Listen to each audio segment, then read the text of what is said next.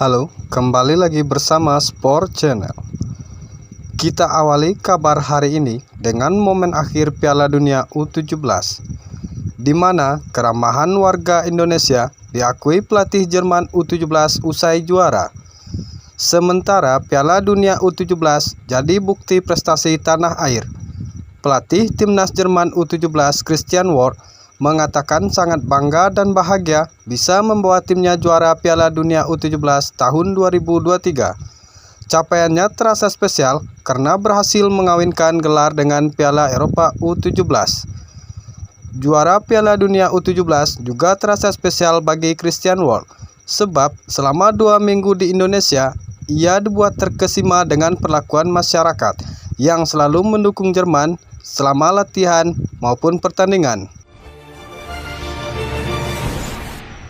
Meski timnas Indonesia hanya sampai di fase grup, tak mengurangi prestasi Indonesia sebagai penyelenggara Piala Dunia U17 2023. Sebab sebelumnya banyak pihak, terutama pihak asing yang meragukannya.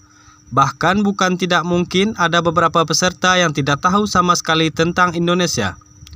Bagi FIFA sendiri, suksesnya Piala Dunia U17 2023 yang salah satunya ditunjukkan dengan penonton yang hadir di stadion melebihi target, menjadi catatan khusus Federasi Sepak Bola tertinggi dunia tersebut. Ketua Umum PSSI Erick Thohir menilai bahwa Piala Dunia U17 memberikan banyak pelajaran untuk sepak bola tanah air, terutama perihal pentingnya pembinaan usia muda. Pria yang juga menjabat sebagai Menteri BUMN itu menyampaikan bahwa gelaran ini jadi contoh penting bagi sepak bola Indonesia. Erick mengatakan untuk memiliki timnas Indonesia yang solid harus memiliki pembinaan usia muda yang juga berjalan dengan baik. Beralih ke kabar timnas senior. Ada Sintayong yang memberikan tips bagi timnas muda Indonesia. Sementara AFC kesampingkan skuad Garuda di Piala Asia 2023. Dengan mengesampingkan timnas Indonesia, Federasi Sepak Bola Asia memberikan penilaian jika Vietnam akan berprestasi di Piala Asia 2023. Salah satu alasannya yakni kehadiran pelatih Philippe Troussard, sebab pelatih asal Prancis tersebut pernah meraih juara Piala Asia bersama Jepang pada 2009. Bukan hanya itu, AFC menilai Vietnam akan bisa meraih sukses karena melihat dari sejarah tim, di mana saat masih ditangani Park Hang-seo, AFC justru tak memberikan penilaian kepada timnas Indonesia jelang Piala Asia 2023. Padahal sebelumnya timnas Indonesia banyak menjadi sorotan karena perkembangan di bawah sentuhan Sintayong. Media Vietnam Tan Mim tampak keheranan dengan target utama timnas Indonesia di Piala Asia 2023 yang optimis mampu lolos ke babak 16 besar.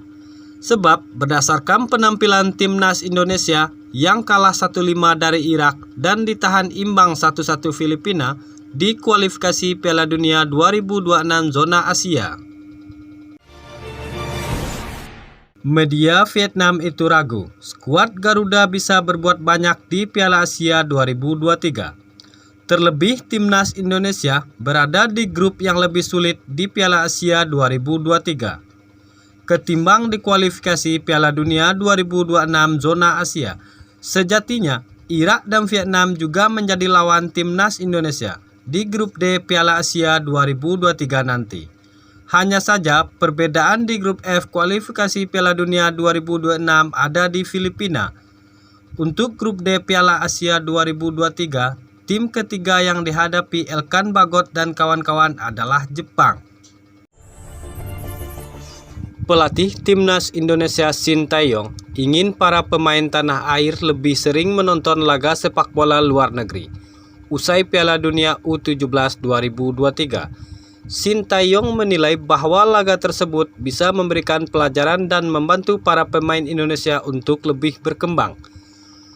Pelatih berusia 53 tahun tersebut mengatakan Indonesia harus mengikuti sepak bola modern, yakni dimulai dengan pengembangan pemain usia dini. Kita beralih ke kabar pengamat. Berikut ada pengamat sepak bola Indonesia, Bung Tomiweli atau yang akrab dipanggil Bung Towel, menyinggung peran Sintayong yang telah melahirkan generasi baru, seperti Rizky Ridho, Marcelino Ferdinand, dan Pratama Arhan. Bung Towel menilai setiap pelatih timnas Indonesia memang mengajarkan sesuatu, baik itu pemain baru akan lahir ataupun prestasi yang dicapai oleh sang juru taktik. Namun, menurut Bung Towel, di zaman pelatih Indonesia tahun 2007, yakni Ivan Kolev, pasukan Garuda juga melahirkan generasi yang menggetarkan, tak kalah seperti generasi Marcelino Ferdinand. Mantan exco PSSI itu menilai bahwa tahun 2007 belum gencar media sosial seperti era Marcelino Ferdinand, sehingga Bambang Pamungkas dan lainnya tak seheboh sekarang. Dan sebagai kabar penutup, ada Direktur Teknik PSSI Indra Safri yang tetap optimis Indonesia bisa lolos kualifikasi Piala Dunia 2026 zona Asia. Meskipun di 2 pertandingan awal Indonesia meraih hasil yang kurang maksimal, Indra Safri mengatakan bahwa harapan itu masih ada. Sekian dulu kabar hari ini, jangan lupa like, komen, dan subscribe channel ini agar semakin berkembang.